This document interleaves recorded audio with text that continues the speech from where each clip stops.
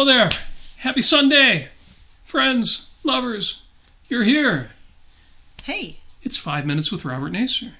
With Amy Nasir. Amy Nasir. That's right. Thank you so much for joining us. Thanks for being here. Today is March 29th. March 29th. It's a date in the calendar. Challenging times when every day, every date, every day of the week becomes what day? I think it's a Sunday. It is a Sunday. I am wearing my Sunday best with my Sunday hat. That's right. I hope everybody's enjoying the weekend. I hope your weekend was different than your weekdays in at least some interesting and enjoyable way. Oh yes, hope there's some differentiation between our time in this universe. May you live in interesting times. So today is March 29th, the 89th day of 2020, 271 days until Christmas, 216 days until Halloween. And it's Lucy Lawless's birthday. Cool. Lucy Lawless turns 52 years old, a New Zealander. Yes. Xena, warrior princess. Xena, warrior princess. In fact, she's married to Royal Oak native Ron Tapert. We are broadcasting from Michigan, so Royal Oak is, you can see it right over there. Mm-hmm. Yep. They've been married for 21 years, so they've got 1 year on us. That's neat. March 29th is also National Mom and Pop Business Owners Day. So it's time to support your local mom and pop business, and they need it now more than ever. Mm-hmm. So stop by one of your local restaurants, pick up some carryout if your governor still allows that. And tip big, tip large. Yes. I've been tipping even when I don't order anything. I want these people to still be in business when everything gets back to boring. I mean normal. That's right. Amy, did we want to make an announcement about your secret project, or are we going to save that? Oh, we can announce it? Okay. Yes, I have launched the Objectivism Political Action League. And what is the Objectivism Political Action League? Well, it has nothing to do with bowling leagues, but I do like the acronym. You can either say it OPAL or you can call it OPAL, which has a special insider meaning in my life. So what are your OPALs up to with you? Hopefully one of my OPALs, Jyoti, will actually give me a call. And we can reminisce about Opalican times. So, yeah. But what is OPAL? So this is a political action league. Basically, it all is a Facebook page for right now. It's a private group. So you are, if you want to join, you'll have to, number one, be very familiar with objectivism, have a very somewhat specialized political perspective on things right now, yeah. You mean like a reasonable one? Yes, like a reasonable perspective. Oh, it's going to be hard to find folks for that group. So, yeah, we actually have, I don't know, I'm almost up to maybe 10 people now. And so, yeah, it just launched today, and I'm very, very excited. And basically the idea is it's like a round robin for political messaging. So one person writes, the rest of the group sends it out and deploys it the next day, and then we take turns every single day with who the writer is going to be.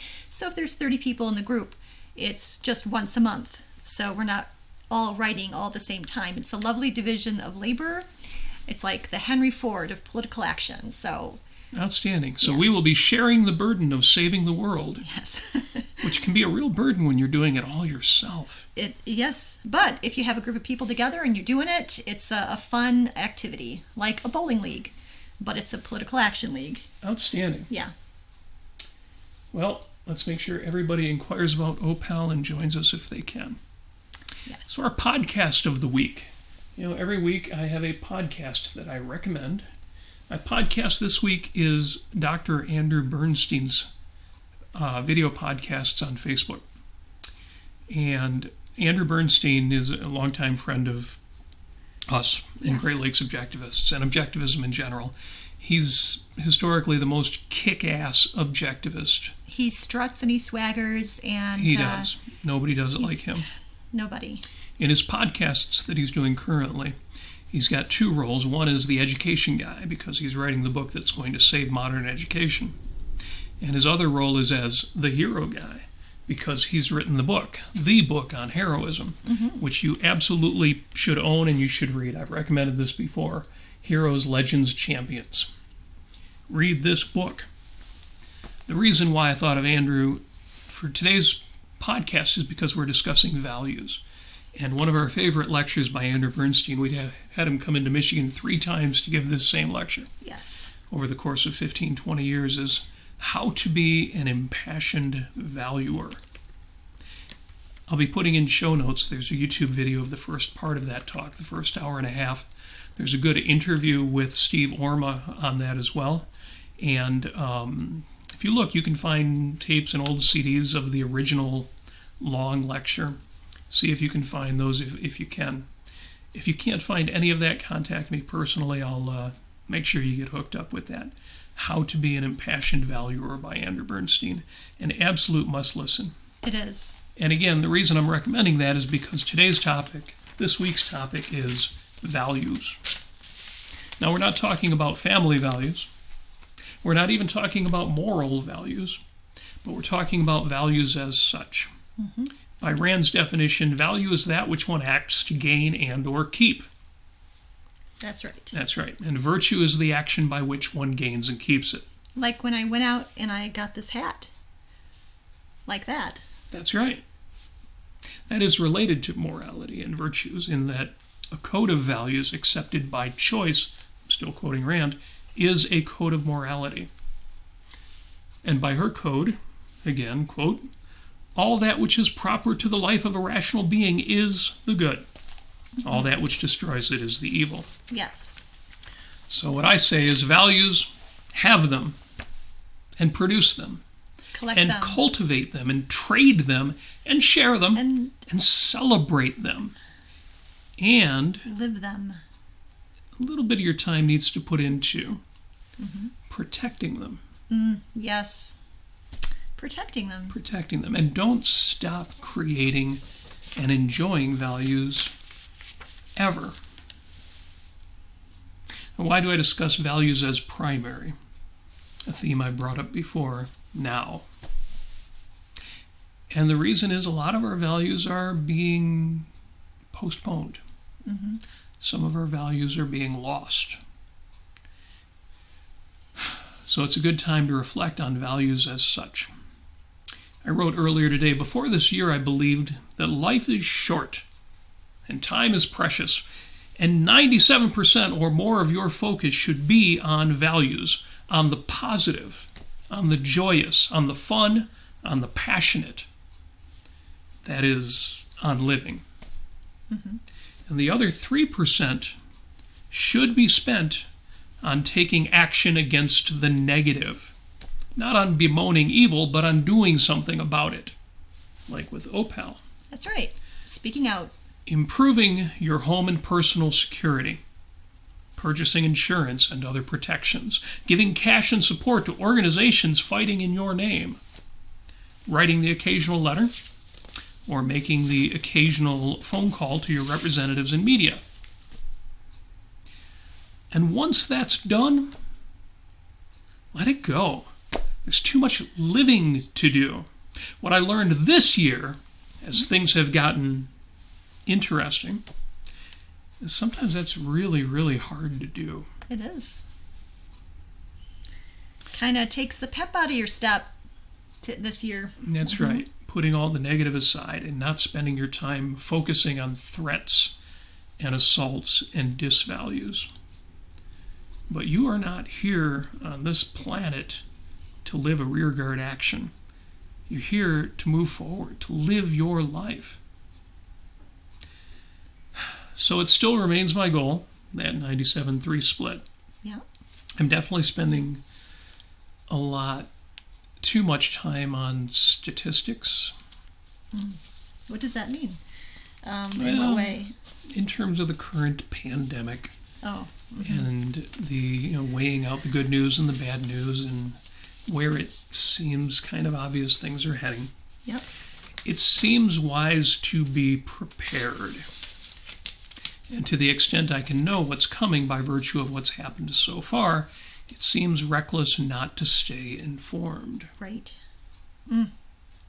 That news. But yeah, it's hard to know when enough is enough. Yes. So I'm always going to remember, even if these days it's kind of hard to pull it off, that 97-3 split of positive to negative.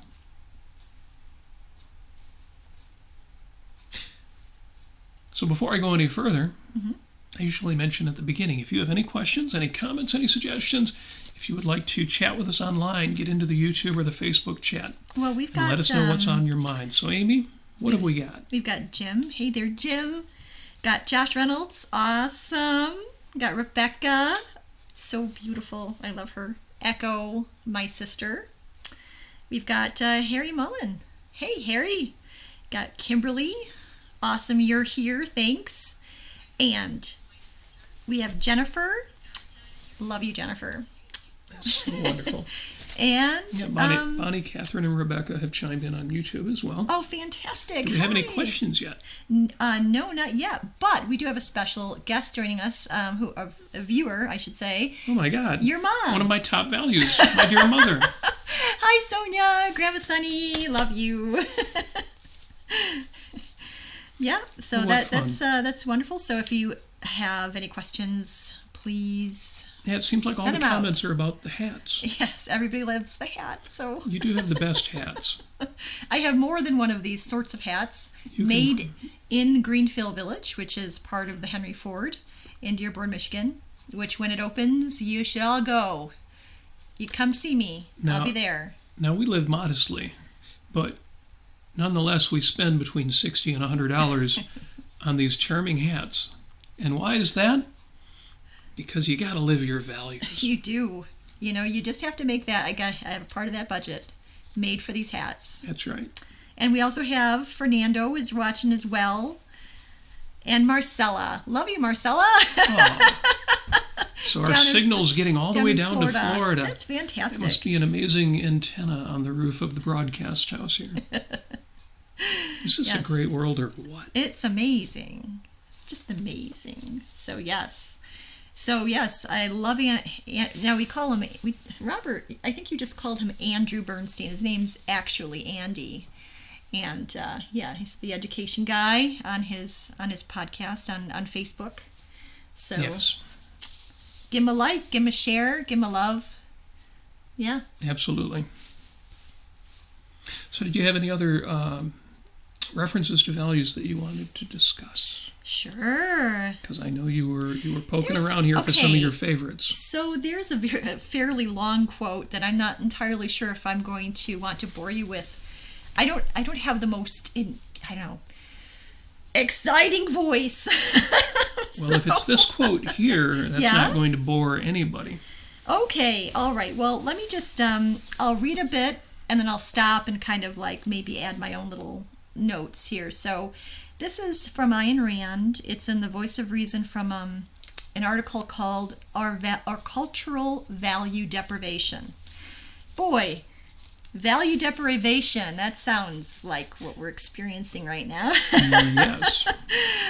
Both culturally and just logistically. Yes.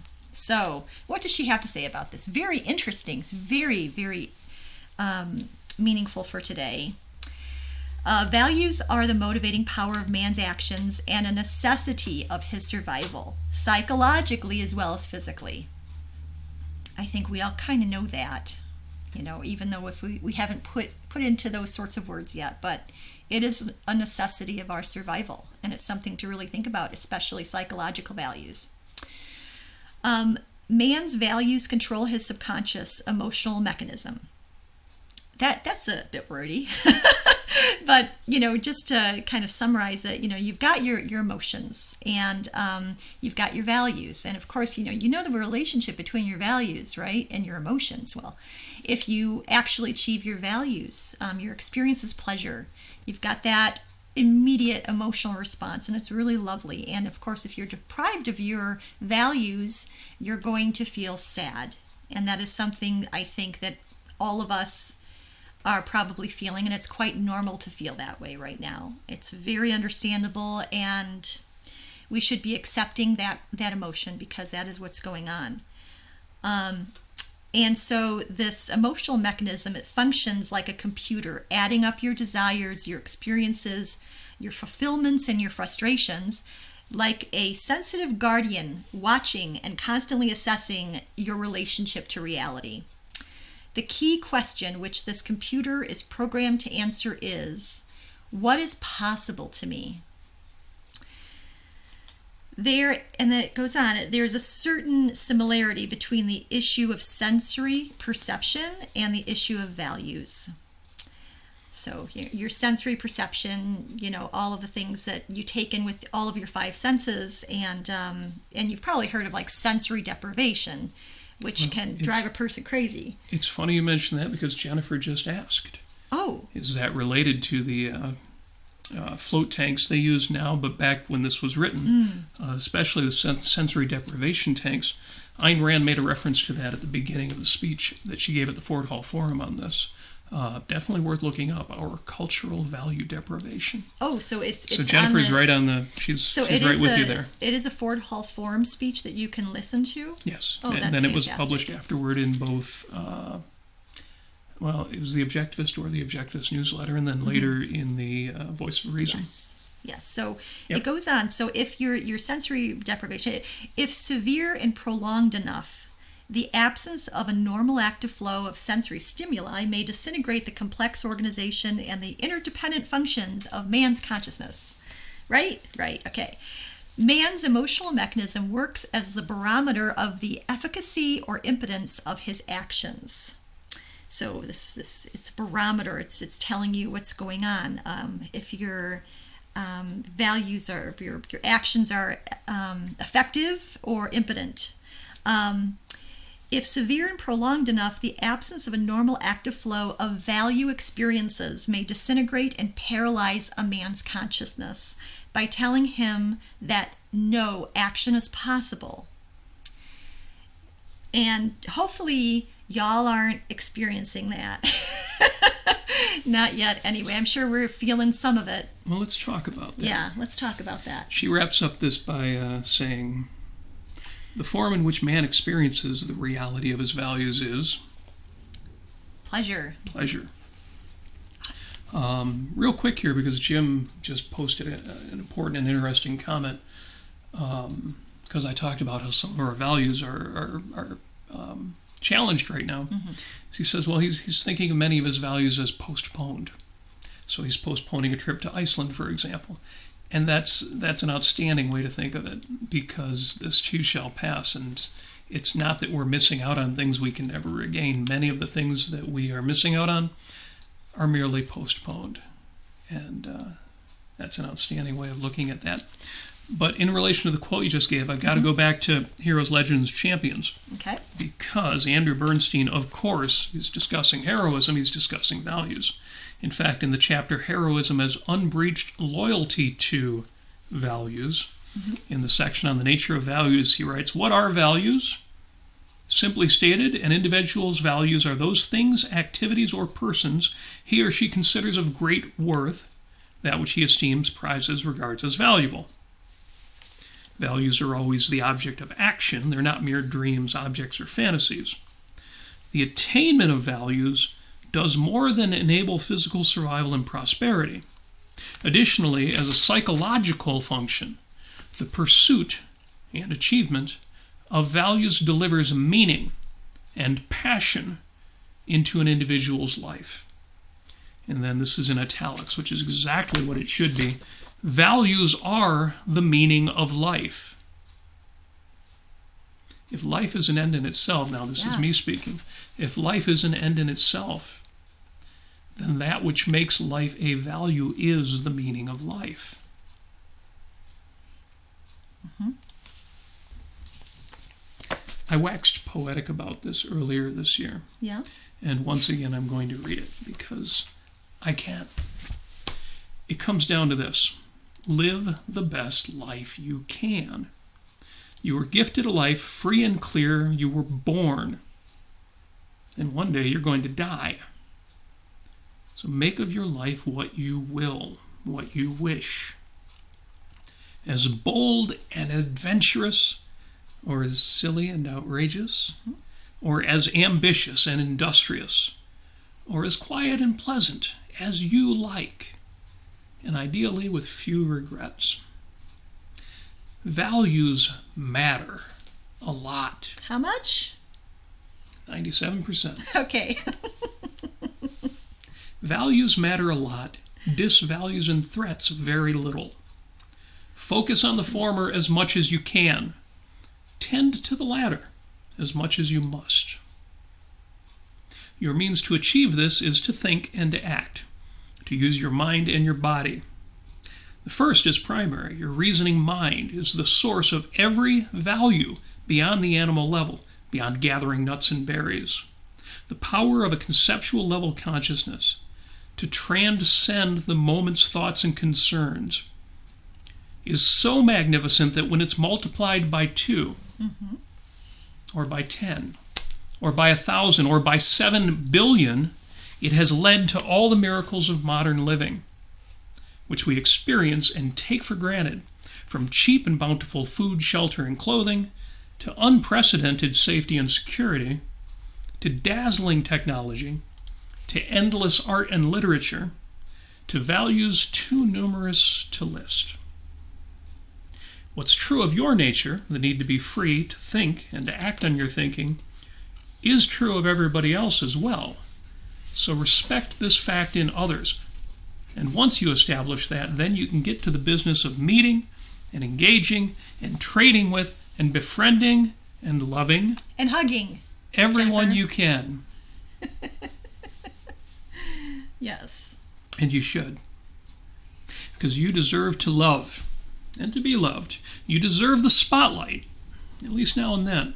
You deserve the rewards of every good action you've taken. That sounds like good justice to me. But these rewards won't always come of their own accord. Karma requires a driver. So ring your own bell, blow your own horn, squeak your own wheel. Squeeze your own little rose that you have. Actually, they're not quite squeezable right now, but... We were squeezing them last week. Now they look like they've been squeezed enough. That's why they're off camera. Oh, best piece of advice I've got in the Q&A is, for Pete's sake, sit up straight. I'll work on that, thank you. I appreciate it. And reach a little higher. Reach a little higher. And going back to last week again. Yes. I love that. So take care of those you call your own and keep good company. Tragedy, failure, drama, injustice, outrage, sadness will touch us all. And that's as it should be. Values cannot be automatic nor guaranteed. And human beings are fallible, breakable, limited, finite. Suffer when you must, and as gracefully as you can. But in essence, life is good. If it wasn't, we wouldn't be able to live. But we do. So do. You know, I just had a thought, and I don't know if I can quite express it in words right now, but, you know, we're not automatic. Human beings are not automatic. We don't automatically have values. We don't automatically have ways to survive, food coming off the trees, or, you know, eating grass like bunnies do. So it's really amazing that not only have we, you know, basically extended our lifespan so much longer than, say, you know, the 1600s or however, but psychologically and in terms of values and keeping ourselves motivated and finding out, you know, what the juice in life is there for us, what we really, really love, going after it, keeping ourselves going and moving forward. It's really amazing because it takes a lot of effort, it takes a lot of thought, and you'd think that because we're not, you know, kind of perceptual level animals that already have those drives and those motivations to survive, you'd think that it would be much harder for us to live, but it isn't. And I think it is an amazing thing to be a human being and to to have that that opportunity to keep working, to keep putting forth effort. And I think in this time of stagnation, basically, of depression, of sadness, of loss of values, we need to do whatever we can to keep the values flowing, to keep new experiences coming at us, to pick up old hobbies. And so I say so something like that. I'll second that. Thank you. It's a good thing there's two of us. So do we have any questions so far? Well, let's take a quick look here before we continue on. I see Annie is on. Awesome. Fantastic. If you were here, I'd definitely give you a hug. Your brother Mike is here. Preeti, I haven't seen you in a long time. I hope you're doing well. And Pratik, so glad that you recovered. It's a long story. And Dale's here. Hope you're doing well, Dale. Yeah, I think most of the actual questions are more sit up straight, nice hat. It's not quite a question. It's all good. Yeah. It's all good. It's all values. Yeah, so maybe there's a question out there. How do I subscribe on YouTube? How do you subscribe on YouTube? Just click the button right below the video. It's on there. the lower right-hand corner of the video. I'm not quite savvy enough to know which. It says subscribe. You all can read. You couldn't have got to this podcast if you couldn't read. Well, and on YouTube, I'm sure a lot of people are looking at this on Facebook. But that's right. But because YouTube, every Sunday at 6 o'clock, you can find this video at facebook.com/Robert Nasir. Every time I see a new subscriber, new like on one of our videos on YouTube, I just melt. Aww. So I swoon. So yeah, youtube.com/Robert Nasir. Yeah. But wait, that's not all. If you act now, you can find patreon.com/Robert Nasir gives you the opportunity to support this very fine podcast. That's right. That's exciting news. Isn't that exciting news? So with that out of the way, we move on to the Post-it note of the week. What is the Post-it note of the week, So Robert? every week we have you put a Post-it note on your bathroom mirror. And if I show up your house at random I used to be able to speak English. If I show up at your house at random sometime this week and go into your bathroom, which you I'd can't better do, see that. Because the door will be locked and they'll be like, oh, yeah. You have to make sure you're not there. We're at least 6 feet away. Personal space. 6 feet away. We're dating ourselves. Because if we talk about this at this time and anybody sees this video a year from now, they're going to be like, oh, yeah, I remember. That was terrible. Everything's so much better now. So looking forward to that. So the Post-it note of the week is take care of those you call your own and keep good company. And actually, that's a music recommendation, too. Anybody who knows the Queen album, A Night at the Opera, is familiar with this. Brian May's masterpiece. It's a charming song that reminds you to take care of those you call your own and keep good company. And it's reminiscent of 70s tunes like Harry Chapin and Cats in the Cradle and all the real schmaltzy. I mean sentimental and value-oriented songs, but this one is 1,000 times more charming. I recommend you put that on a Post-it note, put it on your mirror, and it will allow you to think about your values, about the choices you've made in your personal life, your social sphere, your family if you've opted to raise a family, or your family if you just have parents and brothers and sisters. Take care of those you call your own. Yes. And keep good company. And fat bottom girls make the rockin' world go round. Truer words have never been spoken, I think. So, do we want to go over homework now, or should I? I need to give a shout out to Randy, who is our first writer for Opal for the Objectivist Political Action League. Oh, excellent! So that's awesome. I love that. And then we've got Oren. Hey, Oren, who just subscribed. Thank you so much. And Jennifer asks a question, and it says, "Do you like 39?" I do. What is that? It's another Brian May song from A Night at the Opera. Oh, gotcha. And right. It's a very charming song about a journey. and explorers, and Yeah? it's kind of sad. Oh. And I recommend, if you love the song but you don't actually know what it's about, don't investigate it. I was a little disappointed when I found out it was much more science fiction-y than old time. And that's all I'm going to say. That's a value that I have not yet experienced. But you will. You will. Oh, and Annie, she just wrote out a lovely one of her favorite Ayn Rand quotes, which is, "Give yourself an aim, something you want to do, then go after it, breaking through everything, with nothing in mind but your aim, all will, all concentration, and get it." You know, Annie could not have said that at a more right time, because your homework for the week.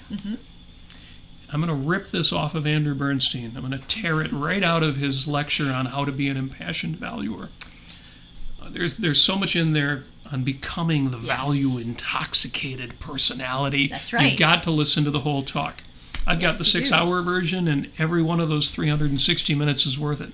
But your homework, and one of the things you'll get out of listening to that, if you haven't done it already, and I'm sure 90% of you will say, "Oh yeah, I've got that," but you really don't, because you don't have it until it's down on paper. I want you to create a value list, and I want you to list all of your top values, a minimum of 10. Make a list of 10 values, 10 things that matter to you, 10 things that give your life juice, 10 things which you need to make sure you're revisiting periodically and not letting them go by the wayside. The stuff that really makes your life and gets you jazzed, gets you up in the morning, puts a smile on your face, gives you energy and motivation. And then I want you to take that top list and figure out the 3 that are the meaning in your life, the purpose in your life, the 3 things without which, on the last day of your life, you will not be satisfied unless you did those 3 things. Yeah. And those can be goals or aspirations or personal accomplishments, but these are the important ones. The top 3, put those on your list. And that's not all. The most important part of this assignment now, because you put it on a list and it's not just in your head, is you need to look at that list. And at the start, I would say look at it every day. And then you need to look at your actions at the end of the day and say, did I move forward in the direction of the things most important to me? Or did I let that day get away from me? Yeah. Did I sacrifice it to lesser values? Rebecca says, that's hard homework. That is hard homework. Yes. It is. Yeah, it's hard homework. I suppose if you pick 3 values, your top things you just can't live without, I think to myself that, even if I do them, I experiment with them, I do a little trial and error with them, and sometimes you have to go through that and ask yourself, really, are these really my top 3 values? Yep. Well, they will change. They will change. Well, they may change. I shouldn't say they will change, but they may change. That's true. But yeah, sometimes you have to go back and reassess, and don't beat yourself up if you can't, get all of those in. That's right. So just make sure. It's not about beating yourself up. No. It's all good. It's all about values. That's right. It's not about guilt. It's not about regret, other than trying to make sure you don't have any. Right. Yeah. I think I've quoted the late, great Chris Squire. Of Yes? Of Yes. Excellent. Who wrote, any day that you waste is one more that you've lost. Any day that you waste is one more that you've lost. That sounds so sad. It does sound sad. But the happy thought is, we're not going to let that happen. No. And that's why you're not just going to keep this in your head. You're going to take a sheet of paper, write down 10 or more of your top values, hone it down to your top 3. Make sure you take action every day on those top 3. Okay. That you are not sacrificing what matters most to you to things that are just okay. Or worse, that are real sacrifices and don't matter to you at all. And I should mention that, you need to be realistic with yourself, because sometimes you just got to set the bar a little low. Yep. And you can, like I said, experiment and see how it goes and see if you need to raise the bar a little bit. That's a good point. There is psychology. There is psychology. This exists. This psychology well, not that only you does speak psychology exist, but it means that you need rest. You need Yes. breaks. The great Leonard Peikoff once said that he's good for 4 hours. In working an 8-hour day, you can get 4 solid hours of production out of yourself. And I think part of that's the level at which he operates. His mind is amazing, and he produces great work. But I think that's true for all of us, and other people have made the observation. In an 8-hour workday, if you can get 4 solid hours of production in, you're doing well. Yeah. There's a limit to what your psychology allows. You need rest. You need breaks. You need romance. You need your children. You need your friends. You need your family. Yes. The point is just to make sure that your most important values don't go by the wayside. Right. And keep learning. Keep exercising your synapses. Keep bringing things in and learning and integrating new things. I think that's easy, though, because all you need to do is watch this podcast every week. That's right. And you're done with that. I've been learning French a little bit more with folks at work. And you're not learning that here. No. Okay. Well, no, I am in my living room. I am, yes. Yes. Well, everything is in your living room now. Everybody's doing everything in their living room. My living room is my universe. I know. Can you imagine going back to the office? I haven't yet studied every inch of my 4 walls yet. My concern is once everybody's got to go back to the office, they're going to be like, I need a refrigerator. I need my own washroom. I've gotten used to the certain way of working over the last week or month or, Lord knows, I hope it's not more than a month. God knows, and he ain't telling. Jennifer says the dog. The dog. I agree. Not sure what you mean, but I totally agree. I think you might have to scroll up to make some sense out of that one. Oh, wait. Okay, so you need art. Yes, Linda says you need art. Yes. Go to Cordair.com, I believe. Get some art. Go to the Quent Cordair gallery. Yes. And the art goddess, Linda Cordair, will take care of you. Yes, she will. There's nobody doing that better right now. Yeah. I'm sure there are larger galleries there and bigger providers, but in terms of consistently value-laden, exalted experiences, Quent Cordair is the only game in town. You should be there. Right. And, we have one more advertisement. Are we shouting? Who are we shouting out? Larry Mason. Larry Mason. Yes, he... if you're not already friends with Larry Mason on Facebook, you need to do that because Larry. Or he's the. We talked about him before. He has a kingdom. He does. We talked about Larry before. He's a Southeast Michigan entrepreneur. The Southwest Detroit. And did I say Southeast? Southwest. Yes. But he's everywhere, and he has multiple businesses. He's younger than me, and he's just a badass. He gets it done. Yeah. And he runs or works at or owns or something. He has a business called ProRestore. Yes, if you need home restoration, which, nowadays home restoration... You can't afford to have a, flooded basement or any of that stuff. Fire damage. Well, this guy does everything. Anything, Larry has I don't know how many units of apartments that he rents out. He's one of those rentors, those bad guys, selfish guys, successful guys. Except he rents in Detroit. He takes old properties, fixes them up really nice, rents them real cheap. Yes. It's very cool. And he owns a bar. Great. I mean, he does everything. Larry does everything. But ProRestore.com, but you're ProRestore.com. But you're right. Larry needs a shout out. Yes. Well, he doesn't need it, but he deserves it. He does. And a parade. Yeah. So what else have you got? Are those all the values you've got in front of you right now? Because I think it's time for us to wish folks a value-laden weekend. Don't forget the show notes for this episode will be online. I'll post them after the show. Might take me an extra hour because I am famished. And I've been posting values, which are food, all week. It's been steak week. Yes. But and you anyway, made a great salad Yes. You took a picture. I don't know if you posted that. I did. So show notes will be available. They will be posted on my wall as well as the 5 Minutes with Robert Nasir Facebook group. Again, find me at facebook.com/Robert Nasir, youtube.com/Robert Nasir, patreon.com/Robert Nasir.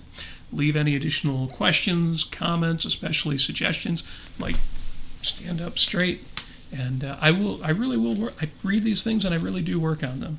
You might think, oh, he ignored my suggestion. It's like, no, he just wasn't very good at it. But I'm getting there. Give me time. And in the meantime, I cannot thank you enough for joining us. Yes, thank you so very much. Shout out to Jennifer's dog, whom she loves very, very much. My top 3 values, the number 1 is writing a book on wisdom and podcasting about it. Okay. There is nothing more interesting, more exciting, and more valuable to me than that. And the fact that you are watching this means the world to me, so thank you. Yes. We wish each of you success, values, and love. Thank you.